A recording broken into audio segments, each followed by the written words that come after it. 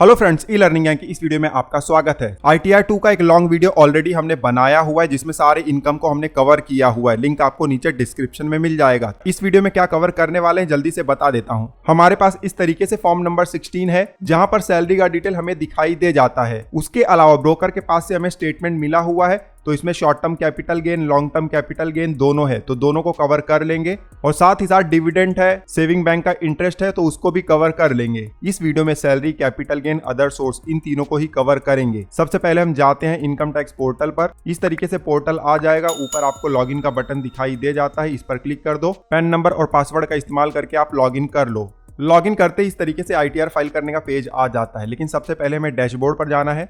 Dashboard पर आ जाओगे तो ऊपर आपको AIS दिखाई दे रहा है, इस पर क्लिक करके आप अपने इनकम का डिटेल चेक कर लो। AIS में जो भी इनकम आपको दिखाई दे रहे होंगे उनको क्रॉस वेरीफाई कर लेना, फॉर्म नंबर 16 से, बैंक स्टेटमेंट से या ब्रोकर के पास से जो स्टेटमेंट मिलता है। AIS का डिटेल चेक कर लो, तो उसके बाद आपको जाना है ई फाइल में। इनकम टैक्स रिटर्न है यहाँ पर, और यहाँ पर व्यू फॉर्म 26AS है, इस पर क्लिक करके आप अपने TDS का डिटेल भी चेक कर लो। 26AS में आपको देख लेना है कि कितना TDS रिफ्लेक्ट हो रहा है, और जितना आपका डिडक्ट हुआ है उतना रिफ्लेक्ट होना चाहिए। कभी कभी यहाँ पर कम दिखाई देता है, तो आपको डिडक्टर से कॉन्टेक्ट करके इसको अपडेट करा लेना है। 26AS जब आप चेक कर लो तो उसके बाद देखिए यहाँ पर प्रोफाइल में बैंक अकाउंट है, इसके सामने अपडेट का बटन है, क्लिक कर लो। इस तरीके से माय बैंक अकाउंट का पेज आ जाएगा। यहाँ पर आपको चेक करना है कि आपका बैंक अकाउंट लिंक और वैलिडेटेड है। अगर नहीं होगा तो एक बैंक अकाउंट आपको लिंक कर लेना है, वैलिडेटेड कर लेना है, अदरवाइज ITR फाइल नहीं होगा, रिफंड नहीं आएगा। बैंक अकाउंट के बाद ऊपर देखिए कॉन्टेक्ट डिटेल है, इसके सामने भी अपडेट का बटन है, क्लिक करके आप अपना email ID, mobile number check कर लो कि लेटेस्ट वाला ऐड है या नहीं। अब ये सारे इन्फॉर्मेशन आपको चेक कर लेना है। सब कुछ अगर बिल्कुल सही है तो डैशबोर्ड पर ही आपको फाइल नाउ का बटन दिखाई दे जाता है, इस पर क्लिक कर दो। असेसमेंट ईयर का पेज आ जाता है। असेसमेंट ईयर आप सेलेक्ट कर लो, उसके बाद मोड ऑफ फाइलिंग में ऑनलाइन सेलेक्ट करो और नीचे कंटिन्यू का बटन है, क्लिक कर दो। यहाँ पर स्टार्ट न्यू फाइलिंग का बटन होगा, क्लिक कर दो। असेसी सेलेक्ट करने का पेज आ जाता है। इंडिविजुअल ऑटोमेटिकली सिलेक्टेड है, नीचे कंटिन्यू का बटन है, क्लिक कर दो। अब ITR का ड्रॉप डाउन आ जाता है। जो ITR आपको फाइल करना है उसको आप चूज कर लो। हमारे केस में ITR 2 है, सिलेक्ट करेंगे और नीचे प्रोसीड विद ITR 2 का बटन है, क्लिक कर देंगे। पॉपअप आ गया, ओके पर क्लिक करेंगे। लेट्स गेट स्टार्टेड पर क्लिक करेंगे। अब यहाँ पर हमसे रीजन पूछा जाता है ITR क्यों हम फाइल करना चाहते हैं। तो हमारा जो इनकम है बेसिक एग्जेम्पशन लिमिट से ज्यादा है। पहला वाला ऑप्शन हम चूज करेंगे और नीचे कंटिन्यू का बटन है, क्लिक कर देंगे। अब इस तरीके से शेड्यूल सेलेक्ट करने का पेज आ जाता है। जो भी आपके लिए रेलेवेंट शेड्यूल होंगे जिनमें आपको अपना इनकम दिखाना है उसको आप सेलेक्ट कर लो। जैसे हमारे केस में salary, capital gain, other source है, तो उससे रिलेटेड हम यहाँ पर शेड्यूल सेलेक्ट कर लेंगे। जो भी शेड्यूल हमारे लिए एप्लीकेबल थे सब हमने सेलेक्ट कर लिए हुए हैं। अब नीचे आएंगे, कंटिन्यू का बटन है, क्लिक कर देंगे। इस तरीके से पॉपअप आ गया है कि बहुत सारा डेटा हमें प्रीफिल्ड दिखाई देगा, लेकिन एक बार क्रॉस वेरीफाई जरूर कर लेना है, ठीक है। कभी कभी गलत डेटा दिखाई देता है। फिलहाल ओके पर क्लिक कर देंगे। अब यहाँ इस तरीके से रिटर्न समरी हमें दिखाई दे जाता है। वन बाय वन हम सारे टैब को भरेंगे। सबसे ऊपर पार्ट A जनरल इन्फॉर्मेशन का टैब है, इस पर क्लिक करेंगे। इस तरीके से पेज आ जाता है। पर्सनल इन्फॉर्मेशन, कॉन्टेक्ट डिटेल, ये आपको चेक कर लेना है क्योंकि सबका इंडिविजुअल होता है, ठीक है। नीचे आएंगे, फाइलिंग स्टेटस का रो यहाँ पर दिखाई दे जाता है, इस पर क्लिक करेंगे। क्लिक करेंगे तो इस तरीके से बहुत सारे डिटेल इंटर करने का हमें ऑप्शन दिखाई दे जाता है। सबसे पहले फाइल्ड अंडर सेक्शन है, तो 139(1) सिलेक्ट करना है क्योंकि ड्यू डेट से पहले हम ITR फाइल कर रहे हैं। नीचे आएंगे, नया टैक्स सिस्टम चुनना है या पुराना। न्यू टैक्स सिस्टम चुनना है तो नो पर क्लिक करना है। ओल्ड टैक्स सिस्टम चुनना है तो यस पर क्लिक करना है। जो भी आपके लिए बेनिफिशियल होगा वो आप सिलेक्ट कर लीजिएगा। हमारे केस में हम नो सिलेक्ट करेंगे क्योंकि न्यू वाला हमारे लिए बेनिफिशियल है। नीचे आएंगे, रेसिडेंशियल स्टेटस हमें यहाँ पर बताना है, हम रेसिडेंट है, और रीजन भी देना है क्यों रेसिडेंट है। तो 182 दिन से ज्यादा हम इंडिया में ही रहे हैं, ठीक है। और नीचे आएंगे, यहाँ पर बहुत सारे और सवाल पूछे जाते हैं। हमारे केस में सब कुछ नो है, आप पढ़ लीजिएगा। यस होगा तो यस करना है, नो होगा तो नो कर देना है, ठीक है। अब और नीचे आएंगे, यहाँ पर बैंक डिटेल का रो है, इस पर क्लिक करेंगे। बैंक अकाउंट हमारा लिंक और वैलिडेटेड था तो यहाँ पर ऑटोमेटिकली आ गया है। फिर से बताना चाहूंगा, एक बैंक अकाउंट यहाँ पर होना ही चाहिए और वैलिडेटेड होना चाहिए, ठीक है। अब सारा डिटेल हमने भर दिया हुआ है। नीचे कंफर्म का बटन है, क्लिक कर देंगे। फिर से रिटर्न समरी के पेज पर आ गए हैं। जनरल इन्फॉर्मेशन हमारा कंप्लीट हो गया है, कंफर्म का साइन हमें दिखाई दे रहा है। उसके बाद नीचे आएंगे, शेड्यूल सैलरी है, इस पर क्लिक करेंगे। इस तरीके से सैलरी का पेज आ जाता है। सबसे ऊपर ग्रॉस सैलरी का रो है, इस पर क्लिक करो। क्लिक करोगे तो डिटेल आपको यहाँ पर ऑटोमेटिकली प्रीफिल्ड दिखाई दे जाता है। थोड़ा सा नीचे आएंगे, आपको चेक कर लेना है कि आपका जो डिटेल है वो फॉर्म नंबर 16 से मैच हो रहा है। जैसे कि हमारे केस में बिल्कुल मैच हो रहा है फॉर्म नंबर 16 से। मान लो कि आपका डिटेल मैच नहीं हो रहा है या प्रीफिल्ड डेटा यहाँ पर नहीं आया हुआ है, तो ऊपर आप जाओगे तो यहाँ पर एडिट का बटन दिखाई दे जाता है, इस पर क्लिक कर देना है। क्लिक करोगे तो सबसे पहले आपको एम्प्लॉयर का डिटेल इंटर करना होता है। हमारे केस में तो ऑटोमेटिकली आ गया है। हमें सिर्फ यहाँ पर नेचर ऑफ एम्प्लॉयर का ड्रॉप डाउन है, इस पर क्लिक करना है और बताना है कि हम किस तरीके के एम्प्लॉई हैं, गवर्नमेंट एम्प्लॉई हैं, पेंशनर है या प्राइवेट सेक्टर के एम्प्लॉई हैं। प्राइवेट सेक्टर एम्प्लॉई के लिए यहाँ पर अदर्स का ऑप्शन दिया गया है, इसको सिलेक्ट कर लेना है। उसके बाद नीचे आना है। नीचे आएंगे तो यहाँ पर सैलरी का आपको बाइफरकेशन दिखाई दे जाता है। जो बेसिक सैलरी है एज पर सेक्शन 17(1) हमें दिखाई दे रहा है। देखिए बहुत सारे पार्ट होते हैं सेक्शन 17(1) के भी। बेसिक सैलरी हो गया, अलावेंस हो गया। हमारे केस में सिर्फ बेसिक सैलरी दिखाई दे रहा है और अमाउंट पूरा यहाँ पर दिखाई दे रहा है और ये हमारे फॉर्म नंबर 16 से मैच भी हो रहा है। आप देख सकते हो 17(1) में ही पूरा अमाउंट यहाँ पर दिखाई दे रहा है। अब इसमें अलावेंस वगैरह भी हो सकते हैं, लेकिन हमने नया टैक्स सिस्टम चुना हुआ है तो अलावेंस का बेनिफिट हमें मिलेगा नहीं, तो इस तरीके से भी दिखा सकते हो, कोई दिक्कत नहीं है। बट इनकेस अगर आपने ओल्ड टैक्स सिस्टम चुना हुआ है और आपको एग्जेम्प्ट अलावेंस है तो जो भी आपका एग्जेम्प्ट अलावेंस होगा उसको आप यहाँ पर बाइफरकेट करके जरूर दिखाइएगा। एग्जाम्पल के लिए मान लो कि आपको हाउस रेंट अलावेंस का एग्जेम्पशन है तो पहले उस अलावेंस को आपको यहाँ पर दिखाना पड़ेगा। नेचर ऑफ सैलरी में जाओ, फिर यहाँ पर आपको सिलेक्ट कर लेना हाउस रेंट अलावेंस और फिर अमाउंट इंटर कर देना है। ये जो पूरा टोटल सैलरी है इसमें से कितना पार्ट हाउस रेंट अलावेंस का है वो अमाउंट आप मेंशन कर दो। यहाँ पर मेंशन करोगे तब जाकर सेक्शन 10 का एग्जेम्पशन आगे चलकर ले सकते हो सैलरी वाला। यहाँ पर अगर आप मेंशन नहीं करोगे तो एग्जेम्पशन लोगे तो रिजेक्ट हो जाएगा, ठीक है, इस बात का ध्यान रखिएगा। हमारे केस में नए टैक्स सिस्टम में एग्जेम्पशन नहीं मिलेगा तो इसको डिलीट कर देते हैं। पूरा का पूरा बेसिक सैलरी में हमने इंटर कर दिया हुआ है, कोई दिक्कत नहीं है, ठीक है। नीचे आएंगे सेक्शन 17(2) का यहाँ पर ऑप्शन है। हमारे केस में 17(2) नहीं है और 17(3) भी नहीं है। ये देखिए फॉर्म नंबर 16 में 17(2) 17(3) नहीं है, तो ITR से इन दोनों को डिलीट कर देंगे ताकि कोई एरर ना आए। उसके बाद नीचे आएंगे, कुछ और ऑप्शन यहाँ पर हैं, हमारे लिए एप्लीकेबल नहीं है तो इसको छोड़ देंगे। आप देख लीजिएगा, एप्लीकेबल होगा तो इंटर कर दीजिएगा। ग्रॉस सैलरी का अमाउंट यहाँ पर आ गया है, नीचे सेव का बटन है, क्लिक कर देंगे। फिर से मेन पेज पर आ गए हैं। यहाँ पर ग्रॉस सैलरी हमें दिखाई दे रहा है। नीचे आएंगे, सेक्शन 10 का एग्जेम्पशन आप यहाँ पर क्लेम कर सकते हो। जैसे कि मैंने बताया न्यू टैक्स सिस्टम में ज़्यादा बेनिफिट नहीं मिलेगा, बट अगर ओल्ड टैक्स सिस्टम आपने चुना हुआ है तो बहुत सारे ऑप्शन यहाँ पर आपको दिखाई दे जाते हैं। अब कुछ ऑटोमेटिकली यहाँ पर आ जाते हैं। मान लो हाउस रेंट अलावेंस का बेनिफिट आपको लेना है तो सेक्शन 10(13)(a) यहाँ पर ऑटोमेटिकली आ गया है। इसको सेलेक्ट करो और एडिट पर क्लिक करके अमाउंट आप इंटर कर सकते हो। और मान लो यहाँ पर अगर नहीं भी आता है तो ऐड अनदर पर क्लिक करके आप उस एग्जेम्पशन को ऐड भी कर सकते हो, लेकिन ध्यान देना है पहले आपको सैलरी में दिखाना पड़ेगा, जैसे मैंने एग्जांपल में बताया हुआ था, ठीक है। उसके बाद आप यहाँ पर उसको सेलेक्ट करो और अमाउंट उसका इंटर कर दो और सेव कर दो तो एग्जेम्पशन मिल जाएगा। हमारे केस में कोई भी एग्जेम्पशन नहीं है, ठीक है। और यहाँ पर जो बॉक्सेस आए हुए हैं इनको हम हटा देंगे, अदरवाइज आगे चलकर एरर आएगा। उसके बाद नीचे आएंगे, यहाँ पर डिडक्शन अंडर सेक्शन 16 हमें दिखाई दे रहा है। क्लिक करेंगे तो यहाँ पर हमें पता चल जाता है कि स्टैंडर्ड डिडक्शन का 75,000 रुपया यहाँ पर ऑटोमेटिकली आ गया है और जो फाइनल अमाउंट है सैलरी का वो हमें यहाँ पर दिखाई दे रहा है, जो कि हमारे फॉर्म नंबर 16 से भी मैच हो रहा है। तो सैलरी का डिटेल आप इस तरीके से वेरीफाई कर सकते हो या तो इंटर कर सकते हो। डिटेल इंटर करने के बाद नीचे कन्फर्म का बटन है, क्लिक कर दो। क्लिक करोगे तो फिर से रिटर्न समरी के पेज पर आ जाओगे। सैलरी का डिटेल आपका कंप्लीट हो जाता है। उसके बाद कैपिटल गेन का रो यहाँ पर दिखाई देता है, लेकिन कैपिटल गेन को हम थोड़ा सा बाद में भरेंगे। सबसे पहले जो इजी वाला है जैसे कि शेड्यूल अदर सोर्स है, इसको हम भर देते हैं। इस पर क्लिक करेंगे, यहाँ पर डिटेल ऑटोमेटिकली कुछ प्रीफिल्ड आया हुआ है, इस रो पर हम क्लिक कर देंगे। यहाँ पर डिविडेंड और इंटरेस्ट ऑटोमेटिकली आ गया है। अब ये जो इंटरेस्ट है वो तो बिल्कुल सही है, लेकिन जो डिविडेंड का अमाउंट है ये कम दिखाई दे रहा है, हमारा डिविडेंड का अमाउंट ज़्यादा है। तो अगर इनकम्प्लीट होगा तो एडिट पर क्लिक करके उसको सही कर सकते हो। एडिट पर हमने क्लिक किया तो देखिए बहुत सारे बॉक्सेस आ गए हैं, जो आपके लिए एप्लीकेबल होगा उसको आप भर भी सकते हो और कुछ अगर रॉन्ग आपको दिखाई दे रहा है तो उसको सही भी कर सकते हो। हमारे केस में डिविडेंड का अमाउंट इतना है तो जल्दी से हम इंटर कर देंगे। एक चीज़ का ध्यान रखना है, डिविडेंड का क्वार्टरली ब्रेकअप भी हमें देना होता है। तो आपके पास जो भी डिटेल होगा उसको आप पीरियड वाइज यहाँ पर बाइफरकेट कर लो, ठीक है। कौन से पीरियड में कितना डिविडेंड मिला हुआ है ये आपको दिखाना होगा। अब पीरियड कौन सा होगा आगे चलकर मैं आपको बता दूंगा। अदर सोर्स का सारा डिटेल हमने भर दिया हुआ। नीचे आएंगे, यहाँ पर सेव का बटन है, क्लिक कर देंगे। उसके बाद नीचे आएंगे, बहुत सारे और भी ऑप्शन आपको दिखाई दे जाते हैं अदर सोर्स के इनकम के। अगर एप्लीकेबल होगा तो भर दीजिएगा, अदरवाइज छोड़ दीजिएगा। हमारे केस में दूसरा कुछ भी एप्लीकेबल नहीं है। एकदम आखिरी में आएंगे, यहाँ पर डिविडेंड का हमें क्वार्टरली ब्रेकअप देना होगा, इस पर क्लिक करेंगे।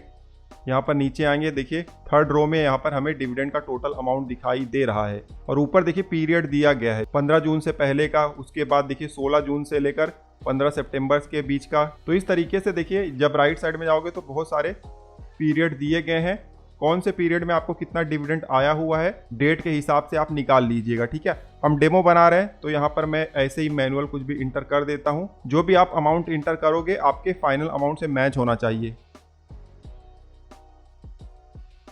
तो इस तरीके से डेमो के लिए हमने इंटर कर दिया हुआ है।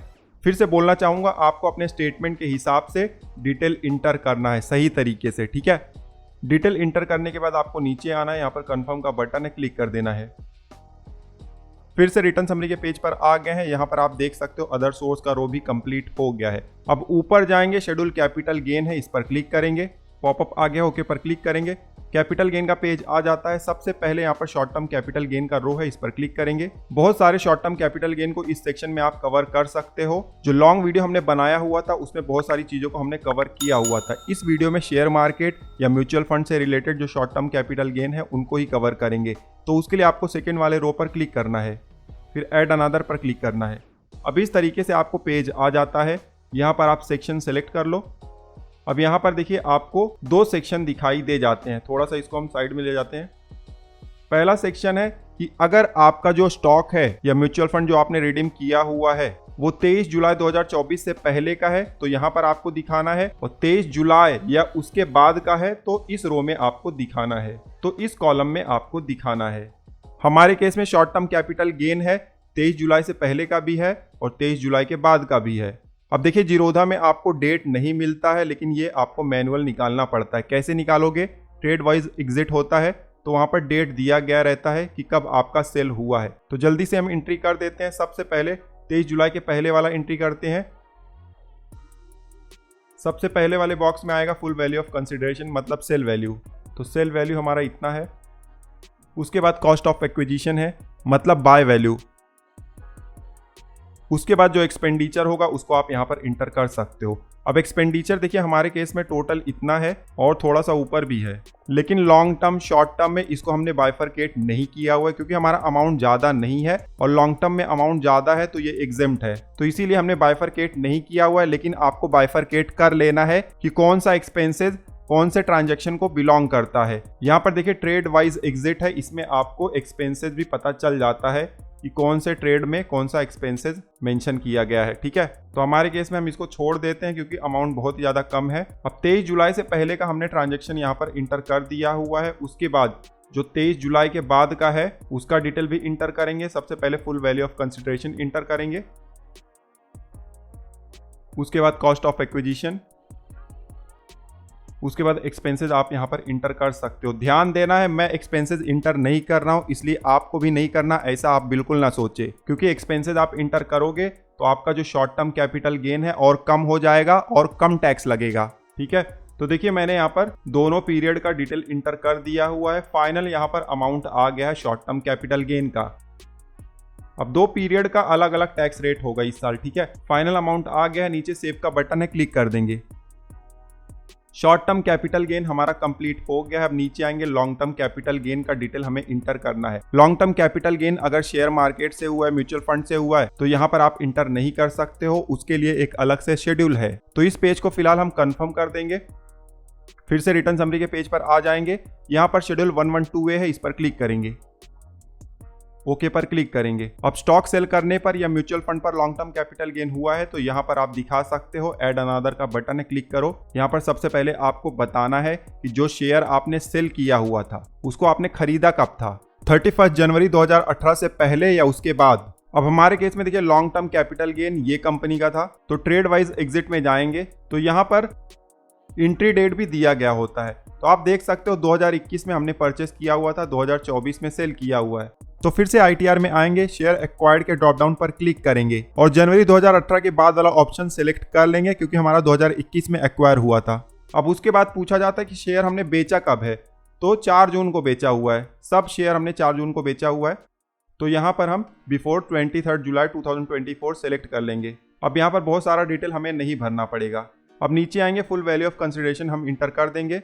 मान लो कि अगर अलग अलग स्टॉक का या म्यूचुअल फंड का आपको लॉन्ग टर्म कैपिटल गेन हो रहा है तो आप टोटल अमाउंट भी यहाँ पर इंटर कर सकते हो, कोई दिक्कत नहीं है। हमारे केस में तो एक ही स्टॉक है तो ये अमाउंट हम इंटर कर देंगे।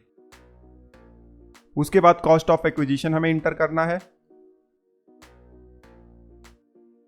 उसके बाद आप एक्सपेंसेस भी यहाँ पर इंटर कर सकते हो। हमारे केस में जो अमाउंट है एग्जेम्प्ट है तो कुछ ज़रूरत नहीं है, बट अगर आपका टैक्सेबल इनकम बन रहा होगा लॉन्ग टर्म में तो एक्सपेंसेस आप जरूर इंटर करिएगा, ठीक है। सारा डिटेल हमने इंटर कर दिया हुआ है। अब नीचे सेव का बटन है, क्लिक करेंगे। क्लिक करते आप देख सकते हो रो ऐड हो गया है, ठीक है। जो अभी डिटेल हमने इंटर किया हुआ था सारा कुछ यहाँ पर ऐड हो गया है और हमारा जो लॉन्ग टर्म कैपिटल गेन है वो भी हमें दिखाई दे रहा है, ठीक है। तो एक ही एंट्री था हमारे केस में, आपके केस में मल्टीपल एंट्री होगा तो यहाँ पर ऐड अनदर का बटन आपको दिखाई दे जाता है, ठीक है। नीचे आएंगे, कंफर्म का बटन है, क्लिक कर देंगे। फिर से रिटर्न समरी के पेज पर आ गए हैं, ऊपर आएंगे। शेड्यूल 112A भी हमारा कंप्लीट हो गया है। फिर से शेड्यूल कैपिटल गेन में जाएंगे, ओके पर क्लिक करेंगे। यहाँ पर आप देख सकते हो शॉर्ट टर्म कैपिटल गेन का अमाउंट आ गया है और लॉन्ग टर्म कैपिटल गेन का अमाउंट भी आ गया है। अब अगर प्रॉपर्टी वगैरह से आपको लॉन्ग टर्म शॉर्ट टर्म हो रहा है तो उसका डिटेल वीडियो ऑलरेडी हमने बनाया हुआ है, ठीक है। लिंक आपको नीचे डिस्क्रिप्शन में मिल जाएगा, चेकआउट कर लीजिएगा। नीचे आएंगे, कोई डिडक्शन अगर आपको क्लेम करना है तो यहाँ पर आप क्लेम कर सकते हो, ठीक है। बहुत सारे ऑप्शन दिए गए, हमारे केस में एप्लीकेबल नहीं है। और नीचे आएंगे, इस साल में मान लो कि आपको शॉर्ट टर्म लॉस हो रहा है या लॉन्ग टर्म कैपिटल लॉस हो रहा है शेयर मार्केट के इनकम से, म्यूचुअल फंड से, तो वो ऑटोमेटिकली यहाँ पर एडजस्ट हो जाता है। आपको कुछ इंटर नहीं करना होता है, सिर्फ आपको एक बार क्रॉस वेरीफाई कर लेना होता है, ठीक है। हमारे केस में तो कुछ लॉस है नहीं। और नीचे आएंगे, आखिरी वाला जो रो है यहाँ पर आपको क्वार्टरली ब्रेकअप इंटर करना होगा, जैसे कि डिविडेंड में हमने इंटर किया हुआ था उसी तरीके से, ठीक है, पीरियड वाइज। अब 23 जुलाई से पहले का जो शॉर्ट टर्म कैपिटल गेन है वो 15% में आ जाएगा। 23 जुलाई के बाद वाला जो है शॉर्ट टर्म वो 20% में आ जाएगा। उसी तरीके से 23 जुलाई से पहले जो लॉन्ग टर्म कैपिटल गेन है शेयर मार्केट पे वो 10% में आ जाएगा और बाद वाला 12.5% में आएगा। लेकिन ध्यान देना है, सबसे पहले आप शेड्यूल BF-LA भर दो, उसके बाद वहां पर जो फाइनल अमाउंट बचता है उस हिसाब से आपको यहाँ पर इंटर करना होता है। कभी कभी लॉस वगैरह होता है पिछले साल का तो वो एडजस्ट हो जाता है शेड्यूल BF-LA में, तो वो एडजस्ट होके आता है शेड्यूल BF-LA में, ठीक है। तो अभी इसको मत भरिए, अभी फिलहाल नीचे कंफर्म पर क्लिक कर दीजिए। फिर से रिटर्न समरी के पेज पर आ जाएंगे। अब यहाँ पर शेड्यूल CY-LA है। इस साल दूसरे किसी हेड में अगर आपको लॉस हुआ है तो वो भी तो उसका एडजस्टमेंट इस शेड्यूल में हो जाता है। ओपन करो, एक बार चेक कर लेना, इंटर कुछ नहीं करना है और उसके बाद नीचे कंफर्म का बटन है, क्लिक कर दो। हमारे केस में लॉस नहीं है। उसी तरीके से शेड्यूल CFL है, इस पर क्लिक करो। पिछले साल का कोई लॉस होगा तो कैरी फॉरवर्ड हो जाता है इस पेज पर, और इस साल का कोई लॉस बचा हुआ है सब कुछ एडजस्टमेंट होने के बाद तो आखिरी वाले रो में आपको दिखाई दे जाएगा, ये कैरी फॉरवर्ड हो जाएगा फ्यूचर के लिए, ठीक है। तो आप चेक कर सकते हो। हमारे केस में कोई लॉस है ही नहीं तो नीचे कंफर्म का बटन है, क्लिक कर देंगे। अब आएगा शेड्यूल BF-LA, इस पर क्लिक करो। ये बहुत ही इंपॉर्टेंट है क्वार्टरली ब्रेकअप के लिए। अब यहाँ पर सारा इनकम हमें दिखाई दे जाता है। आपको क्या करना है, शॉर्ट टर्म कैपिटल गेन जो है दोनों हेड में उसका जो फाइनल अमाउंट है वो नोट डाउन कर लो। हमारे केस में सेम टू सेम है, बट इनकेस आपके केस में लॉस वगैरह होगा तो एडजस्ट होकर यहाँ पर अमाउंट चेंज हो जाता है फाइनल अमाउंट, ठीक है। और उसके साथ ही साथ जो लॉन्ग टर्म कैपिटल गेन है इसका अमाउंट भी आप नोट डाउन करके रख लो। तो अमाउंट हमने नोट डाउन करके रख लिया हुआ है। इस पेज के आखिरी में जाएंगे और यहाँ पर कंफर्म का साइन है, क्लिक करेंगे। फिर से रिटर्न समरी के पेज पर आ गए हैं, ऊपर आएंगे, कैपिटल गेन वाले शेड्यूल में हम फिर से जाएंगे। कैपिटल गेन का पेज आ गया है। अब एकदम आखिरी में जाएंगे, information about accrual receipt of capital gain, इस पर क्लिक करेंगे। अब यहाँ पर क्वार्टरली ब्रेकअप हम जल्दी से इंटर कर देंगे। 23 जुलाई से पहले जो शॉर्ट टर्म कैपिटल गेन था उसको हम 15% वाले बॉक्सेज में इंटर करेंगे। पीरियड के हिसाब से आप इंटर कर दीजिएगा। अब 23 जुलाई या उसके बाद का जो शॉर्ट टर्म कैपिटल गेन होगा उसको हम 20% के शॉर्ट टर्म कैपिटल गेन के बॉक्स में इंटर करेंगे। तो शॉर्ट टर्म हमने कर दिया। उसके बाद लॉन्ग टर्म है, ये भी 23 जुलाई से पहले का है, तो इसका अमाउंट इंटर करने के लिए हम नीचे आएंगे। 10% वाला हमें ढूंढना है, लॉन्ग टर्म कैपिटल गेन ये वाला है, ठीक है। यहाँ पर हम अमाउंट इंटर कर देंगे क्योंकि जून का है। इस तरीके से शेड्यूल BF-LA से मैच होना चाहिए, बस कोई भी बॉक्स आपका ब्लैंक नहीं होना चाहिए। मान लो कि कोई एंट्री नहीं है तो 0 डाल दो कम से कम, ठीक है। अब नीचे आएंगे, कंफर्म का बटन है, क्लिक कर देंगे। फिर से रिटर्न समरी के पेज पर आ गए हैं। हमारा कैपिटल गेन पूरा हो गया है, सारा एंट्री हमने कर दिया हुआ है। अब नीचे आएंगे, कैपिटल गेन पे टैक्स कितना लगेगा शेड्यूल SI में आपको दिखाई दे जाएगा, क्लिक करो। यहाँ पर देखिए शॉर्ट टर्म कैपिटल गेन है और उसके सामने वाले बॉक्स में टैक्स का अमाउंट है। 2 टैक्स रेट यहाँ पर लगे हैं शॉर्ट टर्म कैपिटल गेन पे, लॉन्ग टर्म पे नहीं लगेगा क्योंकि लॉन्ग टर्म में हमें एग्जेम्पशन मिल जाता है, 1,25,000 तक का बेनिफिट मिलता है, तो यहाँ पर जीरो टैक्स है। तो total short term capital gain और लॉन्ग टर्म कैपिटल गेन का मिलाकर जो हमें टैक्स बनता है वो यहाँ पर दिखाई दे जाएगा। आपको लॉस होगा तो नहीं दिखाई देगा, ठीक है। तो हमारे केस में तो सिर्फ शॉर्ट टर्म पर ही लगा है, लॉन्ग टर्म का एग्जेम्पशन है। तो इस तरीके से आप चेक कर सकते हो। फिर नीचे कन्फर्म का बटन है, क्लिक कर दो। फिर से रिटर्न समरी के पेज पर आ गए हैं। यहाँ पर शेड्यूल 6A मतलब डिडक्शन क्लेम करना है, तो इस पर क्लिक करो। न्यू टैक्स सिस्टम हमने चुना हुआ है, तो ज़्यादा बेनिफिट हमें यहाँ पर नहीं मिलने वाला है। सिर्फ एक ही ऑप्शन हमारे लिए एप्लीकेबल है, ये वाला। तो अगर एलिजिबल है तो इसका बेनिफिट आप ले सकते हैं। अगर ओल्ड टैक्स सिस्टम आपने चुना हुआ है तो बहुत सारे ऑप्शन आपको दिखाई दे जाएंगे, जो भी आपके केस में होगा उसको आप भर सकते हो। भरने के बाद आपको कंफर्म कर देना है। फिर से रिटर्न समरी के पेज पर आ जाओगे। पार्ट बी TI है, इस पर क्लिक करो। इनकम का कंप्यूटेशन इस पेज पर हो जाता है, आपको सिर्फ चेक करना है। फिर नीचे कंफर्म का बटन है, क्लिक कर दो। फिर से रिटर्न समरी के पेज पर आ गए हैं। पार्ट बी TI के बाद नीचे टैक्स पेड का रो है, इस पर क्लिक करो। अगर सैलरी इनकम है, TDS डिडक्ट हुआ है तो पहले रो में आपको दिखाई दे जाएगा, जैसे कि हमारे केस में दिखाई दे रहा है। ये सैलरी का अमाउंट है और ये TDS चेक कर लेना और 26AS से इसको मैच भी कर लेना।